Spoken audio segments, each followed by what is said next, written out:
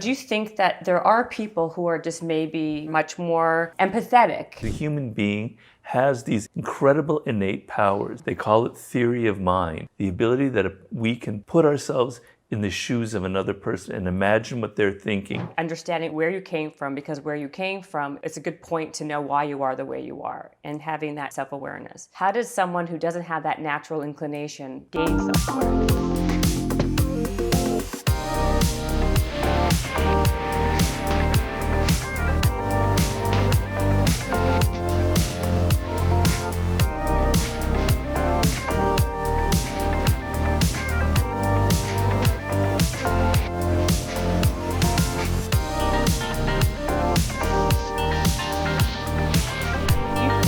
There are people who are just maybe, you said you were always really good at giving advice.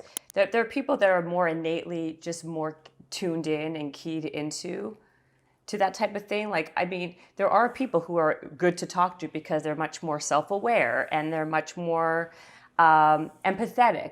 And so there is that element. Like, you naturally obviously were that one of those people that you came by it honestly, so to speak, right? Well, it's a good question of, is it nature or nurture?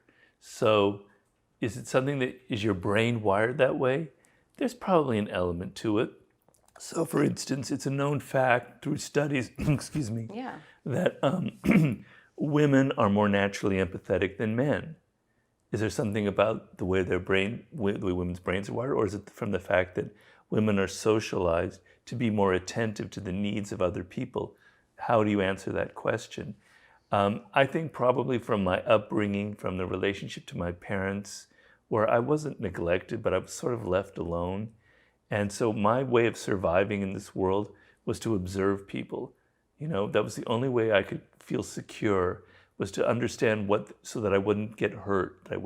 My parents weren't abusive at all, they were very kind. But, you know, I wasn't getting the attention that I thought I needed. So I had to turn myself into a very keen observer. And my sister is like that as well. So there's something in, I think, the way we were raised that turned us this way. But, you know, I wouldn't write these books if I don't believe it's something you can learn. You know, so because I'm interested in other people, probably for means of protection and defense, so it maybe started from something maybe slightly negative, I spent many years observing, right? And when you observe and you spend years doing it, it becomes a skill. It's like I can sense people's energy really quickly now. You know, I have a feel for who they are. I can tell from their body, like the things you can't even verbalize, because I've been doing it for so long. So my point in the book is, you know, you may be 30 years old or 40, you know, it's never too late to start, because a human being has these incredible innate powers. They call it theory of mind, the ability that we can put ourselves in the shoes of another person and imagine what they're thinking. And they've demonstrated that infants at the age of 6 months old demonstrate that they have this theory of mind. No other animal comes close to that, although they say maybe dolphins at some point. But so you have that, you the listener out there, you have that potential. You have those built-in tools to use. It's just a matter of using them. So getting out in more social situations, getting away from your stupid phone and going out in public and dealing with people and looking at them and observing them and going through exercises that I have in the book, slowly you'll get better at it. And it's actually a lot of fun. You know, you spend $20 to go to a movie to get inside the world of somebody else, and it's so exciting. Oh, the psycho killer, blah, blah, blah, blah, blah. Other people in your daily life have their stories, have their myths, have their own fantasies. It's just as exciting to try and get into their world as it is to get inside Silence of the Lambs or whatever movie you want to watch. So everybody, it's something you can learn. It's not just you're either born that way or you're doomed to not having this power. Right. I mean, I guess what I was saying, that you already had a natural inclination and interest, right? So it starts with a kernel of interest and curiosity, and maybe you were naturally better at it than some. But I think what you're saying, and I tend to agree, is that anything you put attention to, you can get better at. Right. But it's putting attention towards it, right. and practicing it over and over again. And you were saying, kind of like, I mean, your whole book about it, well, not the whole book, but a lot of what your book talks about, there's a few different things, but is like being self-aware, right? Understanding where you came from, because where you came from, it's going to be it's a good point to know why you are the way you are, and having that type of self-awareness. How does someone who doesn't have that natural inclination gain self-awareness? Well, you have to read the book. It will help. The book I hope so. That's the main point of the whole book. Right. So you need to become a superior observer of other people, but it begins by being able to observe yourself. So, you know, it's a process. There's no like quick answer to that. So the first thing is I try to show you certain things that you need to be aware of that I think one of the points of my book, particularly in Mastery, is people don't become good at something unless they like it. And it's very much demonstrated in neuroscience. When the brain is engaged and excited, suddenly we learn at a much faster rate, right? If you're interested in learning French, you'll learn it really quickly as opposed to someone who's forced to learn it. It could take years. So if you're motivated to observe people, to look at yourself, then you will start to do it. And so how do you get motivated? Well, I try to make the point in the book that the number one thing to understand is you are a stranger to yourself. You do not know who you are. You do not know why you act the way you do. You have no idea what motivates your behavior, why you choose this partner to be with, why you're interested in this product, why you choose this person to be a politician that you vote for.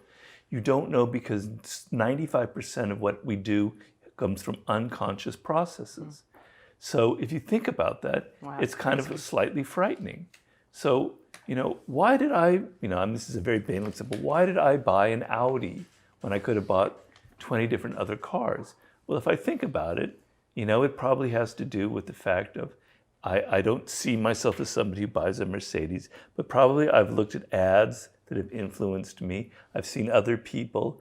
It wasn't like me consciously deciding this is the car I want. It was influenced by all these unconscious factors. And people who do marketing, they know this very well, that what makes you choose to buy a product is emotional reasons that you're not even aware of. They know all of these unconscious tricks to make you interested in their product. So you walk around, you're like a sleepwalker. You don't know why you make the decisions you make. And a very good example is the people you choose for intimate partners in your life. You can't really explain or verbalize why you're attracted to a person. And oftentimes, if you pay close attention, you notice that there'll be certain patterns in people you choose. And sometimes these patterns aren't very healthy. They're not necessarily always, but sometimes. Why? Why am I attracted to this person who's sort of a narcissist and isn't going to be a great person to have a relationship? And then the second person I choose is exactly the same, even though I was hurt by the first person. What's going on? I'm challenging you to look at yourself and say, look in the mirror and say, I don't really know who I am. I don't know why I make choices, why I follow this career path, etc. So if you're like in a dark room, it's kind of scary. You're groping, you're tripping over things. Well, you're operating in a dark room. You don't know why you're doing things. You're groping around and you're making mistakes.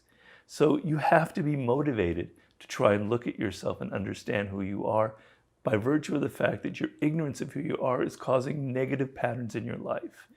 We all want to improve ourselves. That's why we go to self-help books. That's why you read my book. But you're never going to improve yourself unless you understand who you are, unless you look squarely in the eye and admit your flaws, admit the bad patterns in your life. So it's almost like, Alcoholics Anonymous. You have to get down on your knees and admit, I don't know who I am. And because that's a frightening thought, I'm now motivated to try and make the steps to understand. Right, and that's why I think the first step is, like you said, like ask yourself the question, like take a pause and say, why am I doing what I'm doing? What is the reason behind this? Like that initial, I think that even that initial moment or that second of pause makes you maybe retrain your brain to think a little bit, right? Like Definitely.